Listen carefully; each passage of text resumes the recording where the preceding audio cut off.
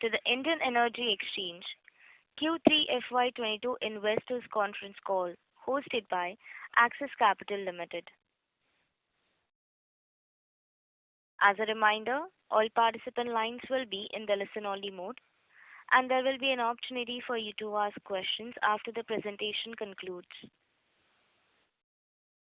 Should you need assistance during the conference call, please signal an operator by pressing star then 0 on your touchtone phone. Please note that this conference is being recorded.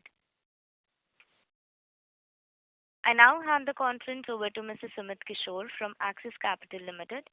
Thank you, and over to you, sir. Thank you, Rituja. Good afternoon, ladies and gentlemen. On behalf of Axis Capital, I am pleased to welcome you all for the Indian Energy Exchange Q3FY22 earnings conference call. We have with us the management team of IEX, which is represented by Mr. Satyanarayan Goel, Chairman and Managing Director, Mr. Vineet Harlalka, Chief Financial Officer, Mr. Rohit Bajaj, Head of Business Development, and Ms. Aparna Garg, Lead Investor Relations. We also have the entire management team. We will begin with the opening remarks from Mr. Goel, followed by an interactive question and answer session. Over to you, sir. Good afternoon, friends, and welcome to the IEX earnings call for Q3 FY22. Happy New Year to you all, and I hope everyone is safe and healthy. Joining me today, I have Mr. Vineet Harlalka, Mr. Rohit Bajaj, Mr. Amit Kumar, Mr. Sang Gautam, Ms. Shruti Bhatia, Ms. Aparna Garg, and Mr. Akshit Gupta. Friends, the impact from the third wave of COVID caused by Omicron variant appears to be mild and short-lived, and there is no major lockdown and no significant impact on the economy. In India, we expect the economic and industrial growth to continue on a vibrant track. A mild correction has been seen recently due to COVID-19 surge and restrictions in certain part of the country. During the quarter, both services and manufacturing PMI saw good momentum. Manufacturing PMI in November 2021 recorded a 10-month high of 57.6, led by strengthening demand and improving market conditions as against 55.9 in October. The PMI, however, eased to 55.5 in December 2021. Even on the services side, we witnessed an increase in activities leading to services PMI rising to a decade high of 58.4 in October and then 58.1 in November 2021. The services PMI in December was 55.5. The second quarter of the fiscal 2022, India's GDP grew at 8.4% on a year-on-year basis. Growth was driven by strong exports and domestic private investment as businesses ramped up production to meet festive demand. India is likely to close this fiscal on similar note. For the full fiscal year 2022, the GDP is expected to be 8.3 year-on-year basis as per World Bank. On the power sector front, at the end of December 2021, India's renewable installed capacity is now 151 gigawatts. The share of the renewable in India's total capacity base has increased to 38%. This is in line with the recently held COP26 summit at Glasgow, where India announced an ambitious target of achieving 500 gigawatts of renewable energy by 2030. With a ramp up in manufacturing and industrial activity, the power consumption in the country in Q3 FY22 at 321 BU increased by 5% on two-year CAGR basis. Key contributors in demand increased by industrial states of Maharashtra, where 18% increase happened, Gujarat 14% increase, Andhra Pradesh 12%, Telangana 12%, and Tamil Nadu 9%. Coal is a dominant source of energy, and we have been seeing that its availability has improved significantly compared to situation in October. Now, generating plants have started getting enough fuel to meet the growing demand of electricity. In the month of October, due to high demand and supply constraints from the domestic coal and also because of the high increase in the imported coal prices. The domestic coal inventory was only about 4 days, which led to increase in the price of electricity, and our prices increased to almost about 8 rupees per unit. However, with the increase in coal supply, the domestic coal inventory has now increased to 9 days in the month of December, and our prices in the month of November were about 3 rupees, and in December was 3 rupees 54 paisa per unit. On the regulatory and policy front also, a number of developments took place. A few highlights are: on 16th of December 2021, CERC has issued draft regulations for general network access. This will simplify, ease and clarify how transmission access will be available for participants on the exchange. Post implementation of GNA, decision making by market participants to participate on the exchange will not be contingent upon transmission access and charges. GNA will promote development of power market in the country. On 16th October 2021, the 10-year-long pending jurisdictional conflict related to power market between CERC and SEBI was resolved by Honorable Supreme Court, giving way for the introduction of much-awaited long-duration contracts on the power exchanges. This will also enable launch of electricity derivative on commodity exchanges. Electricity derivatives will smoothen out the price volatility, and also buyers will be able to hedge their position and take delivery in the spot market. I am sure this will lead to increase in the exchange transaction. Following this resolution conflict, IEX has also applied to CERC for approval of long duration contracts. The petition is under approval now, and we are expecting the approval in the next 2-3 months. Next financial year, we should be able to launch this contract.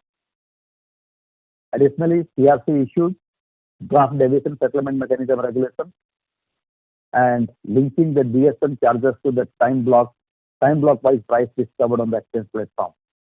When implemented, this will help further expand and deepen the real-time market.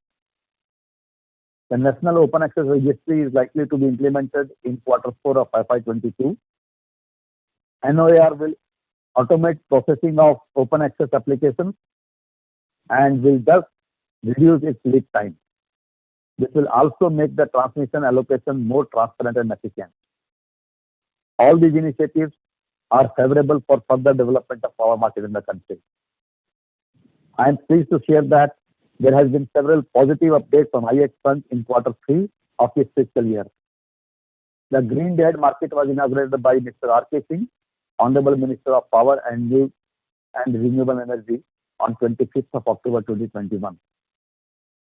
It now complements the term ahead contract for solar and non-solar energy within the green market.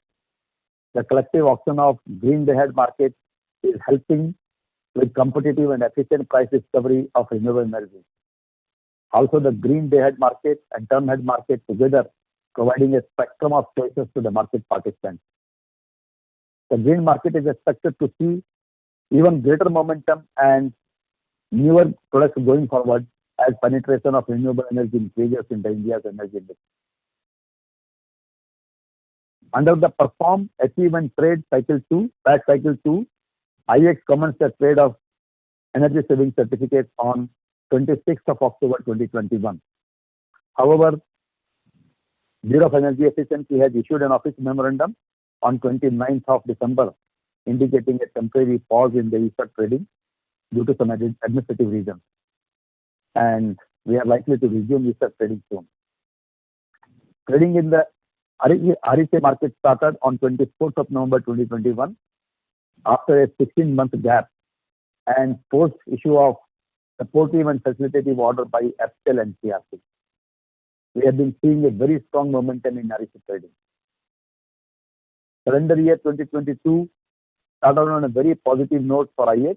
On the first day, cross-border trade with Bhutan commenced in the day-ahead market. Our cross-border electricity trade initiatives had begun with Nepal in April 21, and now Bhutan is also with us. We are also closely working with our key stakeholders in Bangladesh to garner their participation as well. These developments augur well for developing a large and well-leveraged South Asian regional power market in future.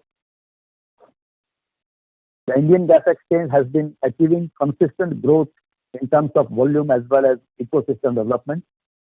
In Q3 2021, IEX recorded trade volume of 3.6 million MMBTU. The person you are speaking with has put your call on hold. Sorry for that. Please go ahead, sir. Hello. Yeah. In Q3 2021, IEX recorded traded volume of 3.6 million MMBTU, cumulatively trading 5 million MMBTU in this financial year. I am delighted to announce that IEX has achieved break-even in Q3 of FY22 within 1 year of authorization. We are pleased to also share that IOCL has joined IEX as a new strategic partner. With the increasing volume and participants, IEX is well on its way to contribute substantially towards the government's goal of achieving 15% share of country's overall energy mix for natural gas by 2030. On a standalone basis, revenue for the quarter increased by 32.4% from 95.7 crores in Q3 of FY21 to 126.7 crores in Q3 of FY23. The PAT grew by 33% on year-on-year basis with a margin of 63.1%. The company has announced an interim dividend of 100% per equity share. During the quarter, traded volume on the exchange grew by 37% year-on-year with 27.6% BU volume traded versus 20.1 BU in Q3 of FY21. The growth in volume was driven by an increase in electricity consumption as well as resurgence of trading in REC and ESCerts. Gujarat, Andhra Pradesh, Punjab, Maharashtra, Haryana contributed the highest to exchanges electricity volume. The real-time market continues to be one of the fastest growing market segment on the exchange with a contribution of 20% to the overall electricity volume. RTM witnessed 4.8 BU of volume, registering a growth of 70% on year-on-year basis in comparison to Q3 of FY21. The consistent growth of real-time market is an indication of growing reliance of distribution utilities and industries to achieve power demand supply balancing in the real-time market in most efficient manner. The green market, including the day-ahead and term-ahead market, cumulatively traded 1.2 BU during the quarter and contributed 5% to overall electricity volume. On the REC front, a total of 38.28 lakh certificates and a total of 2.86 lakh energy saving certificates were traded during the quarter. We are now gearing up for the launch of much-awaited long-duration contracts in both electricity and renewable energy. We are also working on other new initiatives such as exchange-based ancillary market, capacity market, as well as cross-bidding contracts. The power sector is undergoing a significant change with greater focus on sustainability, and this has been redefining the industry outlook. The demand for electricity is expected to continue to grow. At IEX, our constant endeavor is to innovate, improve technology and introduce new market segments and products to help the market participants meet their fast changing requirements.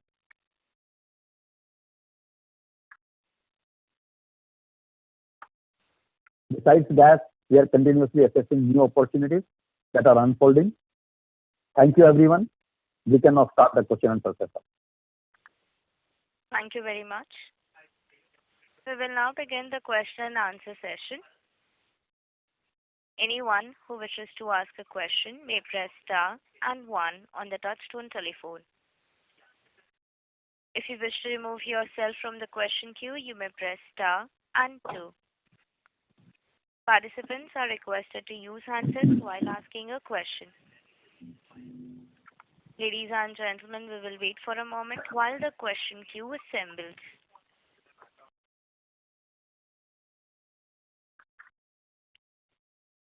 The first question is from the line of Mohit Kumar from DAM Capital. Please go ahead. Good afternoon, sir, and congratulations on a very, very good set of numbers. So my first question is on the gross bidding. How do you see this gross bidding changing your volume, the behavior of Discom, and incremental volume as you see, from FY23 onwards? And secondly, on the MBED, is any update which you can share? Has CRC started implementing that? The last question is on ES cert. Why is there was no trading from ES cert in December? And do we maintain the projection of 3.3 BU which is expecting in ES cert in this particular financial year? Those are three questions. Thank you. Yeah, thank you, Mohit. Let me first discuss about MBID. Government of India has sent a discussion paper to CRC, like it is CRC who have to frame rules and regulations for implementation of MBID. Are you able to hear me? Hello? Hello? Yes, we can hear you, sir. Please go ahead. Yeah. So CRC has to now take up the activity for framing draft rules regulations for implementing MBID. And once they finalize that, then only MBID will be implemented. So I will not be able to tell you any timeline for that. Gross bidding, MBID is mandatory market, but we devised a product which is gross bidding, which is a voluntary market. See, in case of MBID, power under PPA was to be sold through exchange and distribution company to buy power from exchange. The same thing distribution companies can do on voluntary basis also. So the exchange clearing price is 3 rupees per unit. So what they can do is, the power plants whose variable cost is say from 2 rupees to 3 rupees 50 paisa. Below 2 rupees, they know in any case they will need to schedule that power. So they can directly schedule that power. But from 2 rupees or 2 rupees 50 paisa to 3 rupees 50 paisa variable cost plant, they can sell that power on the exchange platform and buy power from the exchange depending on their requirement for their different time block. This is a voluntary mechanism, and by gross bidding, they can achieve whatever Government of India wants to achieve through the MBID process. And I'm sure through this gross bidding also, they will be able to achieve that efficiency and make it out of dispatch. So we applied to the regulator for approval of this product. Again, stakeholder discussion is going on for this, and we are expecting approval maybe in the next 3-4 months from the CRC. As far as ESET is concerned, BW has temporarily put a hold on the trading of ESET. I think there are some administrative reasons for that, and once that is resolved, then it is expected that the ESET trading may start from the next month. Understood. So thank you, sir. Thank you. Thank you, Mike. Thank you. The next question is from the line of Devansh from SIMPL. Please go ahead. Yeah, sir. Thanks for the opportunity and congratulations on good set of numbers. Sir, couple of questions. One is in case of gas exchange, after the recent stake sale, have we complied with the ownership norm? That I think below 50% was where we were supposed to comply, and there was also a discussion regarding the same. So if you can just throw some light over there.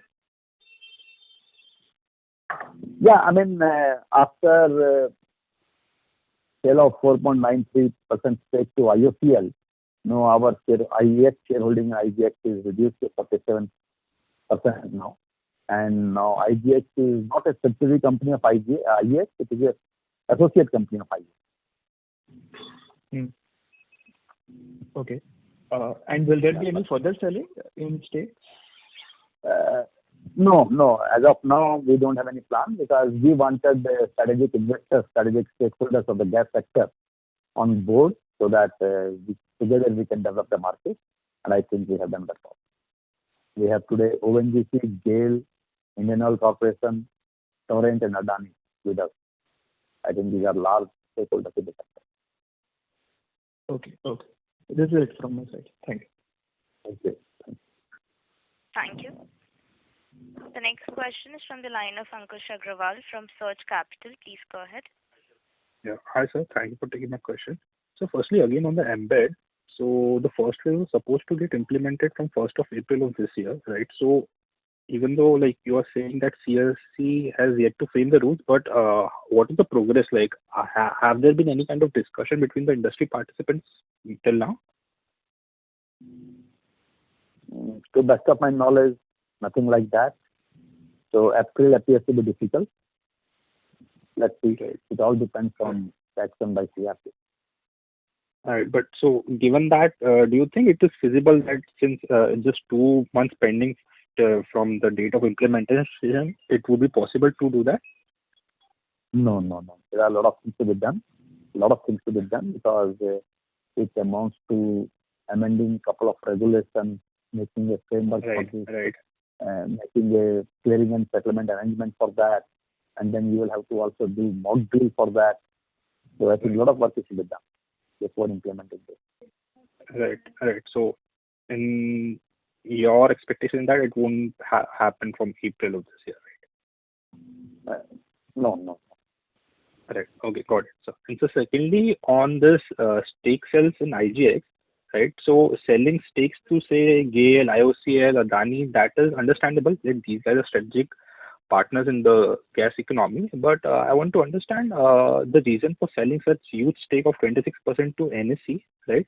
Because NSE, I am not able to understand what value they bring. I mean, we have more experience than NSE in running a delivery-based commodity exchange, right? So if you can highlight what was the reason behind selling stake to NSE?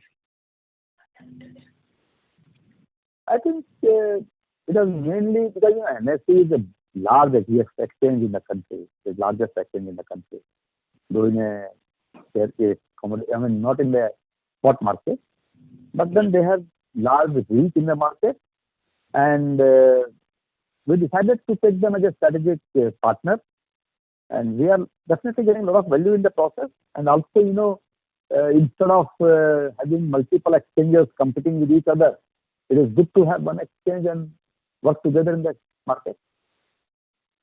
Right.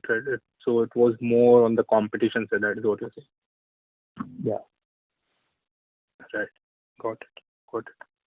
Fine. That was all. Thank you, sir. Thank you. Thank you. The next question is from the line of Swarnim Maheshwari from Edelweiss. Please go ahead.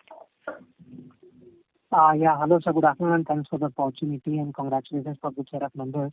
So first question, if you just see, how does this general network access work? Do we mean that this will actually, once implemented, we will get rid of the open access charges which are levied by the state? Yeah, general network access is very, very friendly, market-friendly regulation. Under this regulation, distribution companies will have to take general network access on long-term basis, and as long as the transactions are happening within the quantity, within the access they have taken, then they don't have to pay any other charges. Suppose for a state of UP, they have taken general network access depending on their seasonal requirement and the peak demand for 10,000 megawatts. And what they are getting power from under the long-term contract is only about 8,000 megawatts. So they can buy 2,000 megawatt power from the market, from the exchanges, without paying any additional network charges. Earlier, they were required to pay charges for the short term also. Now they are not required to pay that. So that will be one positive thing. Similarly, if they are selling power, then also earlier they were required to pay charges for selling in the network charges. Now they are not required to pay the charges. So it is only the buyers who are required to pay. Earlier it was buyer and sellers both were required to pay the charges. Now it is only buyers who will have to pay it. So it is making the process much simpler. There is also a provision for short-term general network access. If anybody is has seasonal demand for maybe 3 months time and he wants to take additional access, depending on the availability, that can be given to him. Right. So essentially, sir, this talks about the reduction or elimination of the excess charges or the transmission excess charges, not the open excess charges, which are two different things. Is that right? No, I think transmission charges and open access charges, all these things, all these regulations will be now merged into this GNA regulation. But sir, we believe that this open access charges is more of state prerogative, isn't it, sir? No, state prerogative is intra-state charges. Okay. GNA is for interstate charges. Interstate. All right. Yeah. So interstate charges are going to be rationalized. Mm-hmm. But intrastate, as of now, they will continue as it is. Maybe in future, in states also taking a lead from this GNA, then also start rationalizing that. Okay, got it. So secondly, on this gross bidding, now I just wanted to better understand, are you trying to say that this once implemented, and of course it's a voluntary mechanism, but if it is implemented, does this circumvent embed by any chance? Yes. Is this what we need to do? Yes. We are confident that if gross bidding is implemented effectively and used by the states effectively, there is no need of embed. There is then no need of embed at all. Okay. Yes. You can achieve the same kind of efficiency through this cross bidding mechanism. Okay. Yeah. All right. Sir, will there be any kind of draft or some sort of regulation that's likely to come, or has it already come on gross bidding? No, for gross bidding, we have applied to CRC for approval of this product. Because when there is a regulatory approval, then the acceptance by the market participants The is much better. person you are speaking with has put your call on hold. Hello. So please Hello. go ahead. Yeah. Yeah. So once there is a regulatory approval, then the acceptance by the market participants is much better. So we are waiting for the CRC approval. CRC has heard the petition. They said, please do the stakeholder consultation and let us know the views of the stakeholders. So we are working on that. All right. Well, thank you so much, sir. I've got more questions. I'll get back in queue. Thank you. Okay. Thank you. Thank you. The next question is from the line of Sumit Kishore from Axis Capital Limited. Please go ahead. Thanks for the opportunity. The first question is, the total backlog of REC is yet to be revealed is about 65 million odd. So do you see a potential for a pickup in the pace of, say, the quarterly run rate of REC trading that we are seeing? Because, there has been a big backlog which has got accumulated over the last few months where trading was halted.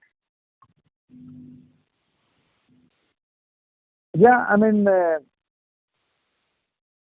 demand for the REC is definitely much higher because there is a backlog of 2 years. And if you look at the RPO compliance also, there is shortfall in that. But REC inventory is going to be a limitation now because new capacities are not getting added in this scheme. So whatever capacities were there under the REC scheme earlier, they are continuing.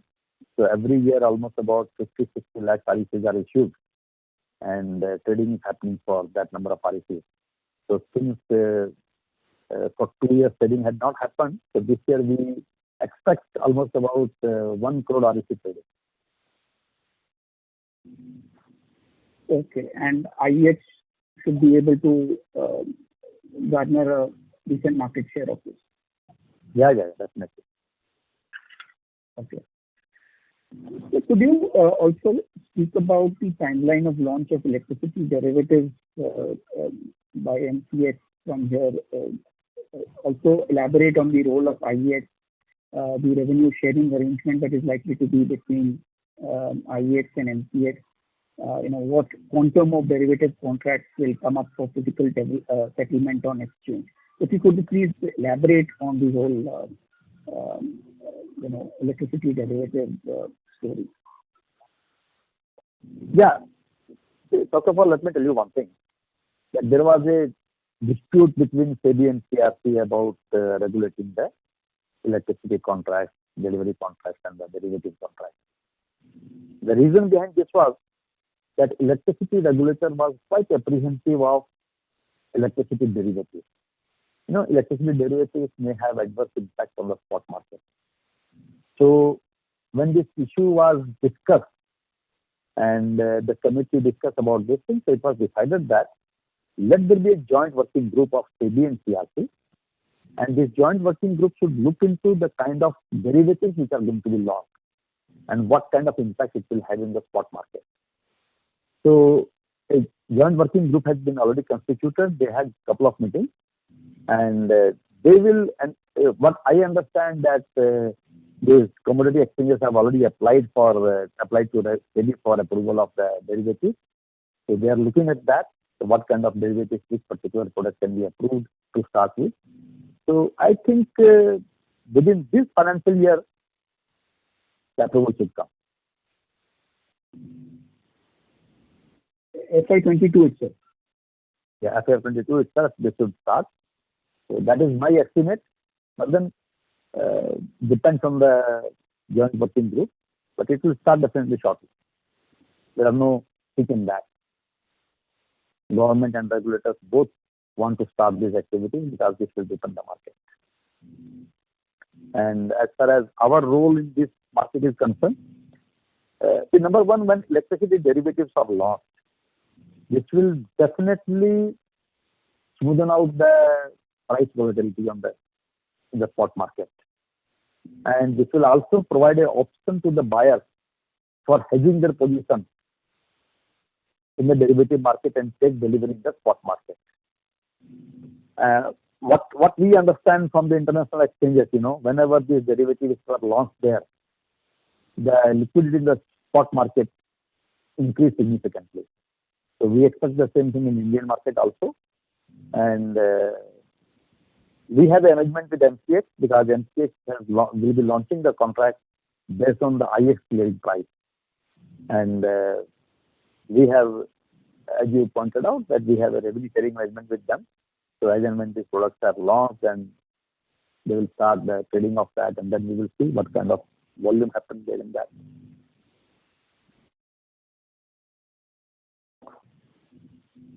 Sure. Thank you so much for answering my question. Thank you. The next question is from the line of Suraj Navandwar from Sampada Investments. Please go ahead. Hello, sir. Good afternoon.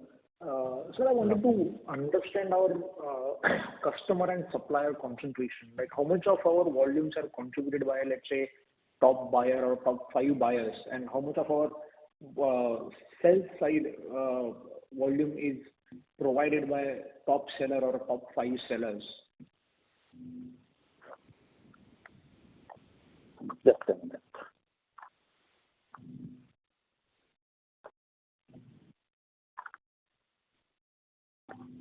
There is definitely some concentration because there are few states, who are if you add the power consumption of the states of Gujarat, Maharashtra, UP, Tamil Nadu, these 4 or 5 states itself will be contributing to 50% of the consumption of the whole country.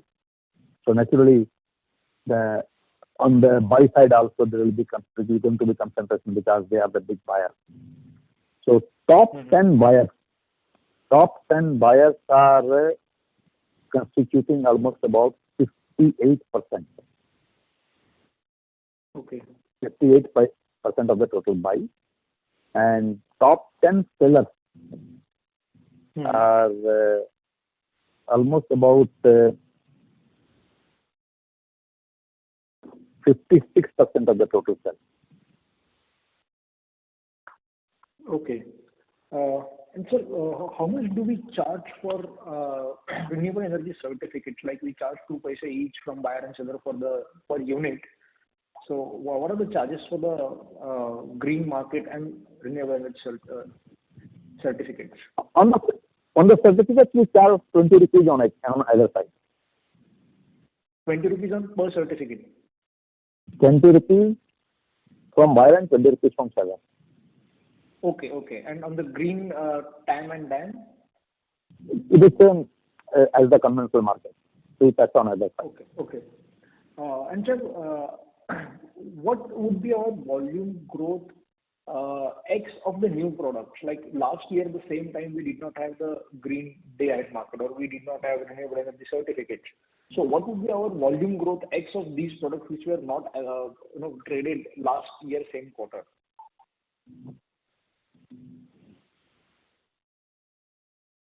Just a minute. See, our third quarter electricity volume growth is 17%. Only in electricity. And after taking REC and research, it is 37%. And out of this 17% growth, the growth was mainly because of the RTM. RTM, we had significant volume increase, and then also because of the DAM market. In DAM market, our increase was 4%, but in the RTM market, the increase was 70%. So you can say the new products have given significant volume increase. Okay, okay, sir. Thank you, sir. And GTAM, GDAM, in that market also, last year it was about 0.5, and this year it is about 1.2 BU. So there also there is a good jump. Green market, I'm sure in the future also we will continue to see good growth in this market. Right. Thank you, sir. Thank you very much. Thank you. The next question is from the line of Siddharth Gupta from Roger Capital. Please go ahead. Good afternoon, sir. I had an opportunity to look through the investor presentation that was uploaded on the BSE website, which, according to some analysts, predicts about a four-time top-line growth by FY24. But my question is pointedly about the fact that we have two power exchanges coming into operation in the next financial year. One of which is PTC Indian backed, which provides a lot, which is a market maker on our exchange. So could you please comment on what is the expected effect on our revenue projections or our margins over the next financial year due to these particular exchanges coming into play? So as of now, there are already two exchanges, IEX and PXIL. And next financial year, we may have third exchange, which is Pran Urja or HPX, I think the new name is here, talking now. So which has been promoted by BSE. So that may be there. I don't see any challenge in that. I mean, we are already working in a competitive market right from the beginning. There are two exchanges and we are competing with each other.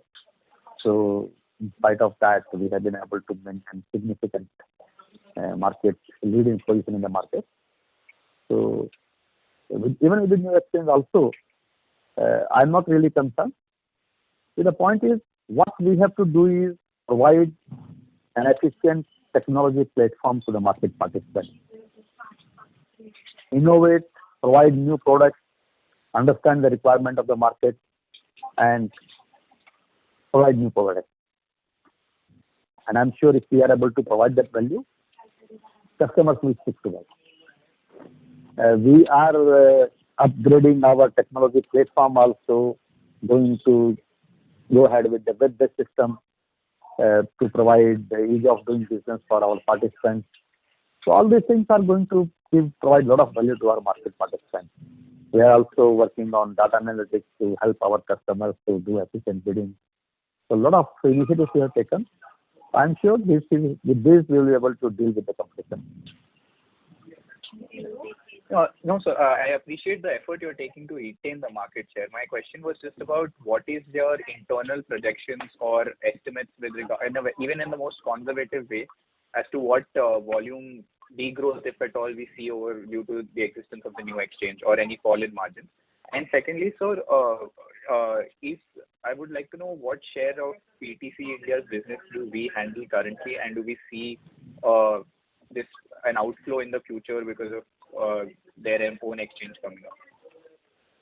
Friends, in the earlier con call also I have said the same thing. When we do trading of shares, goes through a Zerodha platform. Who decides from which particular exchange you want to buy, BSE or NSE? Who decides that?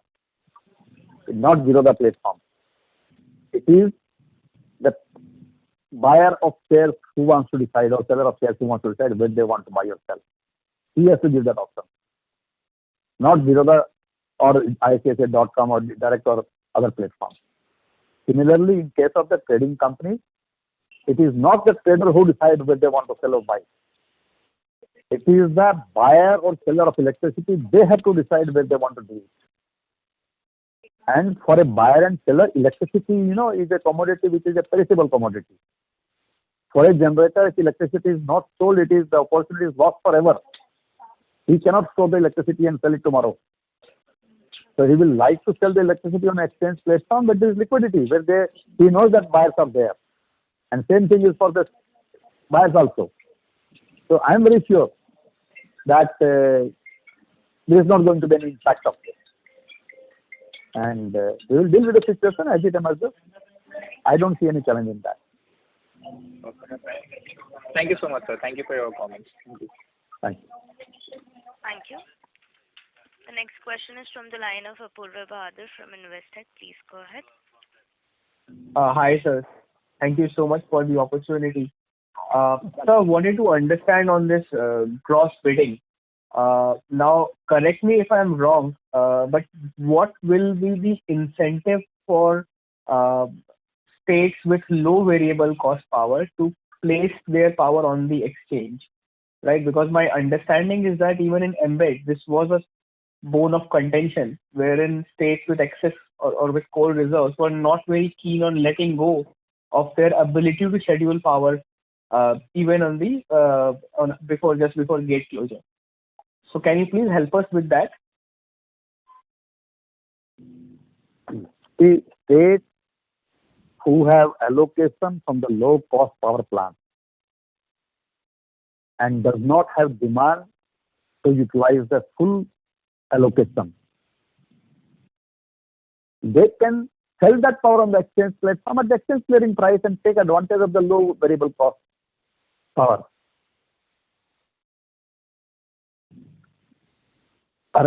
Presently, most of the states what they are doing is they are not scheduling that power. That power remains unscheduled. Under this block clearing mechanism, they will be able to sell the power and take advantage of the market clearing price. If the market clearing price is more than the variable cost of those plants, they can make some gain out of that. Okay. And so this will happen on day-ahead basis or RTM? Yes, this will happen. This will happen on day-ahead basis, mostly on day-ahead basis. Okay. So in case there is a last-minute demand increase for these plants, they will not be able to reschedule that power. They will have to buy on exchange. Then they have the option of RTM market. And when you participate in the market, you can fine-tune your bidding strategy. You know what kind of variations can take place, how much of power I should take for the intraday variation, and how it's going to be the RTM market. Can I depend on that or not? To what an extent I can depend on that? All these things, when you participate in the market, you fine-tune your strategy. So I don't see any issue in that. Right, sir. Fair enough. So one last question on this. And this is something which we saw when there was a coal shortage in October as well, that the central government started issuing directives that states should not sell power and try to gain from an opportunistic thing, and rather than conserve coal. So generally the idea is, since more or less we have times of coal deficit, do you think if this is not mandatory and it is voluntary, the sanctity of exchange market will prevail even when there is a time of coal tightness for these low variable cost power plants? So number one, this kind of situation happens maybe for 10-15 days in a year. It don't happen throughout the year. And second is, I personally believe that we should not tamper with the market. We should allow markets to operate freely. A state which has got less demand and more power availability, if they have the option to sell, they should be allowed to sell because they are also buying power when the rates are costly and the demand is high.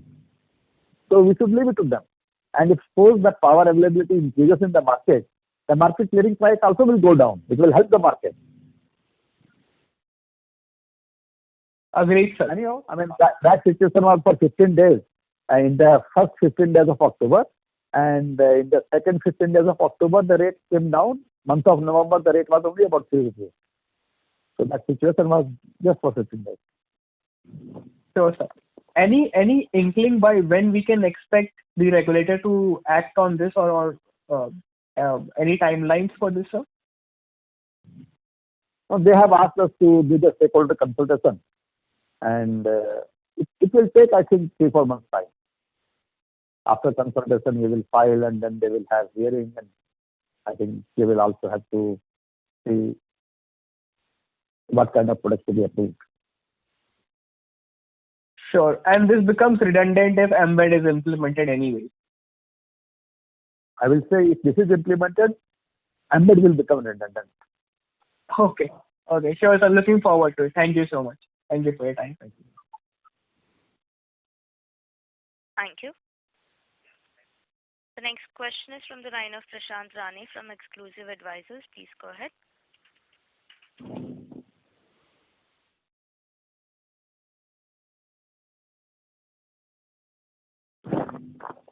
The next question is from the line of Prashant Rane from Exclusive Advisors. Please go ahead. Hello. Hello. Mr. Prashant Rane, please go ahead. Your line is unmuted. Hello.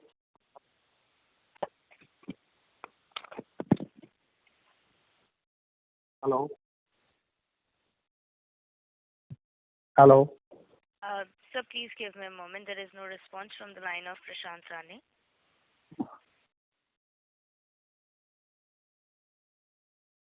As there is no response from the participant, we'll move to the next participant, which is the next question, which is from the line of Uday, an individual investor. Please go ahead.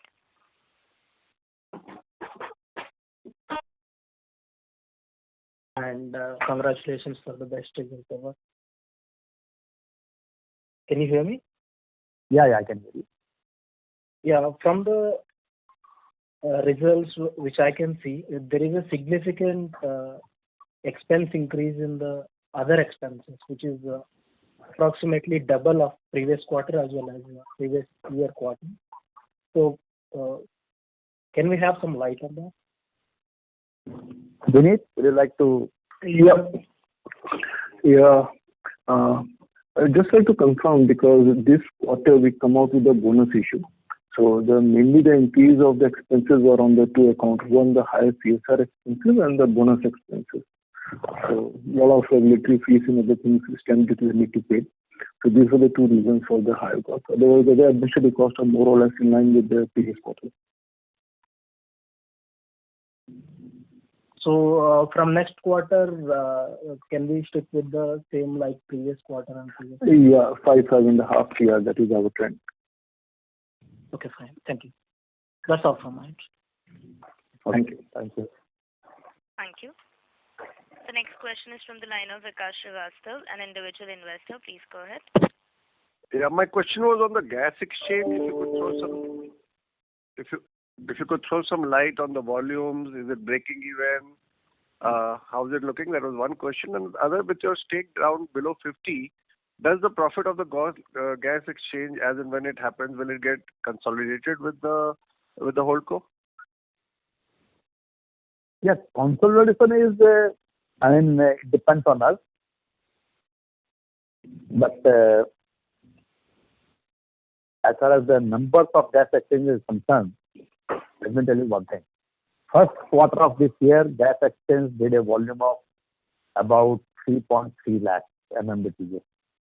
Second quarter, they did about 10 lakhs MMBTU. Third quarter, they did 36 lakhs MMBTU. Every quarter, they are almost multiplying their volume by 3 times. This is a lighter part of it. But the volumes are increasing. And I'm sure with the increased participation of the participants in the gas sector, the gas exchange is doing very well and the volumes are going to increase further. In the third quarter of this year, for the first time, IGX has done the break-even and made a profit of 0.8 crore rupees. Oh, thank you. That's very impressive. So you do expect the exponential growth in the gas volumes going forward too? Yes, definitely. Thank you so much. That was all. Thank you. Thank you. Thank you.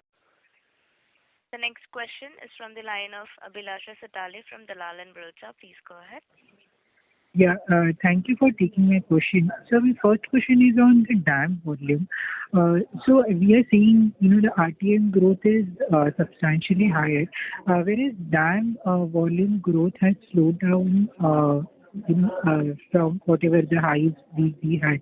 So is it that RTM is cannibalizing DAM? Those two products are complementary to each other, or so how do you think this trend going forward? This is my first question. And second is, with the third exchange coming in, we are leaving the charges which are highest kind of the CERC approval charges. So do we have any intention to reduce that as the competitive intensity increases, or how do we see the charges trend going ahead as volumes increase substantially? Thanks.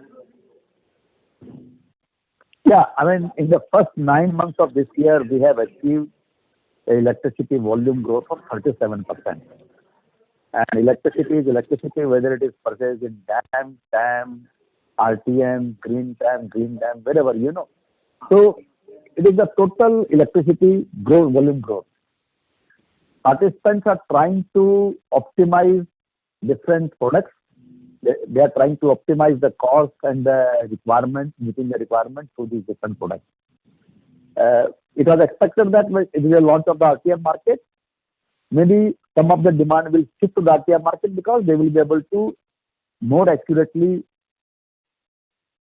forecast their demand during the day and purchase that power instead of buying it day-ahead basis. So, whether it is cannibalizing the RTM day-ahead market, that is difficult to say, but definitely RTM market participation has increased. And going forward, I think you will see further increase in the green market, because green market which was lost last year in GTAM and this year, GDAM, in these two markets, presently the volume is slightly lower, but the participation is further going to increase in these markets also. So at that time you may see that the DAM volume growth is further impacted. But to us, volume has to come from all these products. As far as transaction fees is concerned, we are working in the market based on the value which we are providing. And this participation on the exchange platform is dependent on that. So our job is to continue to provide value to the customer. And I believe that the transaction fees which we are charging is much lower in comparison to the value which we are providing them.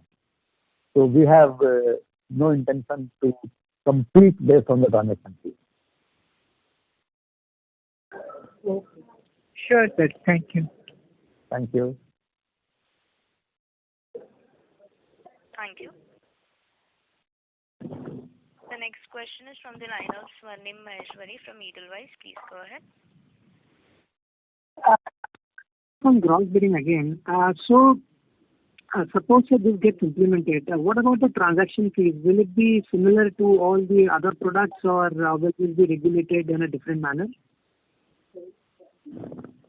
It will be difficult to answer that today because it depends on the quantum of volume which is coming. It depends on the volume. So if a state is bringing significant part of the sell and buy volume on the exchange platform, then maybe we can think about different charges for the gross bidding. Because he is for selling 100 MU and buying 60 MU. So then effectively he is selling 40 MU. So we may have to think something about that. As of now, we have not decided anything on that. So let the product be approved, let participation happen and start, and then we can think about that also if required. Okay. But do you see a real case for it to get started in FY23? That is our target. We are working on that. All right. Sir, thank you so much and wish you all the very best. Thank you. Thank you. The next question is from the line of Vikas Kasturi from Focus Capital. Please go ahead. Hello, good afternoon, sir. Sir, I just wanted to. So recently you sold about 4.90% stake in IEX to IOCL. So when I did the calculation, it came to. I'm getting slight echo and not able to. I'm sorry, sir. My apologies, sir. I hope I'm audible now. Yeah, much better. Yeah. So, sir, recently you sold 4.93% stake in IGX to IOCL. So that was at a valuation of somewhere around 75 crores, if I'm not wrong. So my question is, sir, in your own words, you said that every quarter the volumes on IGX has been growing. In fact, it's been growing exponentially, and and in the future it could have the same kind of growth that we could see that we have seen in IEX. So, sir, don't you think just for 75 crore valuation was little on the lower side? See, last year when we started this gas exchange, at that time itself we decided to have some strategic partners with us. And we decided who are those partners going to be. It was not a offer made to everybody.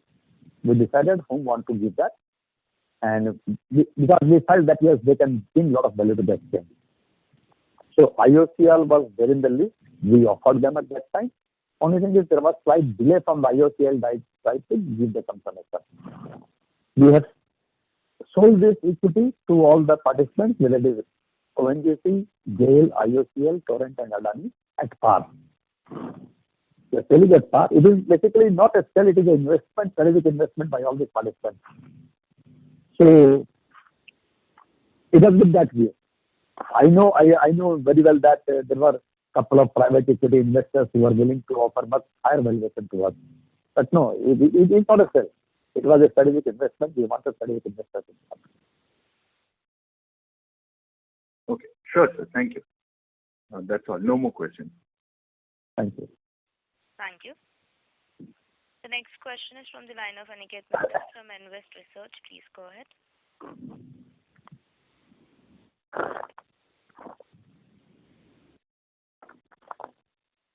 Aniket Mittal, please go ahead with the question. Your line is unmuted.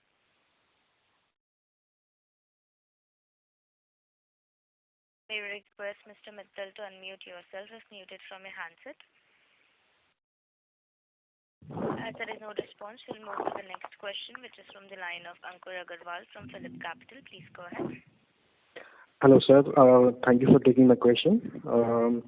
Just coming back to gross bidding, and please pardon my ignorance. I just basically wanted to understand what is the difference, or rather, what would be the benefit of gross bidding compared to the current mechanism that we have. If you can just explain that briefly, that would be very helpful. Thank you. So presently, the state, suppose they have allocation from the different power plants, and they have people with the different IPP, and the total quantum available with them is suppose 10,000 megawatts. And the demand during the day is not constant. It is sometime maybe in the evening peak hours it is 11,000 megawatts, maybe during the night hours it is 8,000 megawatts, daytime it is 9,000 megawatts. So what he's doing is he's giving schedule to the generator accordingly. And whenever the demand is lower than the total allocation from this plant, a part of that capacity is remaining unscheduled, which is remaining unutilized. Whereas the exchange clearing price at that time, even in comparison to the power plants which are unscheduled, may have been higher. So the state could have sold that power on the exchange platform instead of not giving schedule to them. So instead of, if you want to do this fine tuning by scheduling directly to the state and then partly selling on the exchange platform, it becomes slightly difficult. So what you can do is, power plants having variable cost less than 2.25 rupees, definitely the state will need 100% of that. So they can schedule that power directly to the state. But the power plants where the variable cost is 2.25 to maybe 3 rupees 25 paisa, in those plants, depending on the requirement, the schedule will be varied. So instead of varying the schedule, they can sell that power on the exchange platform, those plants. They can schedule them, sell the power on the exchange platform, depending on the exchange clearing price, and purchase their requirement from the exchange utilizing day-ahead market and RTM market. So they can fine-tune their purchase to meet the demand.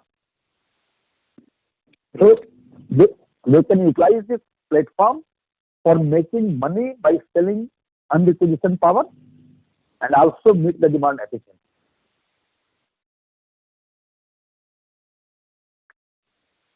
Okay, sir. That's it. Thank you. Thank you. Thank you. The next question is from the line of Mohit Kumar from DAM Capital. Please go ahead. So two questions. The first is one clarification. Does behavior of private discoms utilizing these new innovations like cross bidding should be higher in your opinion versus discoms owned by the state? I agree with you, but I find these days even state discoms, their power purchase optimization also has improved significantly, particularly in states like Gujarat, MP, Telangana, Andhra Pradesh, UP. There are many such states, who are also optimizing their power procurement cost. And I'm sure they're So do you see any significant improvement by the states in optimizing their power costs compared to, let's say, 5 years back? And do we have any role to play in that in terms of consulting or something? Is it possible? Mohit, I can tell you one thing. There is a lot of change. If you compare in the last 5 years. States like UP, they were not buying or selling on the exchange platform. They were not participating in the exchange platform. They were getting into only the long-term and the short-term contract, paying high price. Today, UP is buying power also when they need it, and they are selling power also whenever they have surplus. Yes, under the PPA, the variable cost is lower, and they are selling from the exchange platform at higher cost and making money in the process. And same is the case with other states like Telangana, UP, Andhra Pradesh, Karnataka. But there are many states. And it is happening because my business development team, they are continuously interacting with the states, their power procurement team, telling them how they can utilize this exchange more efficiently, how they can do the bidding, how can they improve upon their bidding strategy. So there are optimization tools also which have been developed. How can they use those optimization tools to optimize the cost? All those things are being done now. And so lastly, on the dividend policy, given the fact there is no major capital expenditure lined up in the near future, to expect the dividend to go up in FY23 and FY24? See, we have been giving more than 50% of our profit in the form of dividend. That has been the consistent policy of the company. So we intend to maintain the same. And maybe if there is no need of money, and there is no point in keeping money with the company. Maybe in future, if we feel we can increase the dividend also. Understood, sir. Thank you and best of luck, sir. Thank you. Thank you, Mike. Thank you. Ladies and gentlemen, this was the last question for today. I would now like to hand the conference over to the management for closing comments. So would you like to give any closing remarks? Yeah, thank you very much for participating in today's call. I must say that energy markets have been playing a pivotal role in building India's sustainable and efficient energy future. We are very excited about the prospects of the company and the new opportunities that will unfold. I look forward to a positive interaction with you all in the next quarter, just like this one we had. Thank you very much. Thank you. On behalf of Axis Capital Limited, that concludes this conference. Thank you for joining us, and you may now disconnect your lines. Thank you.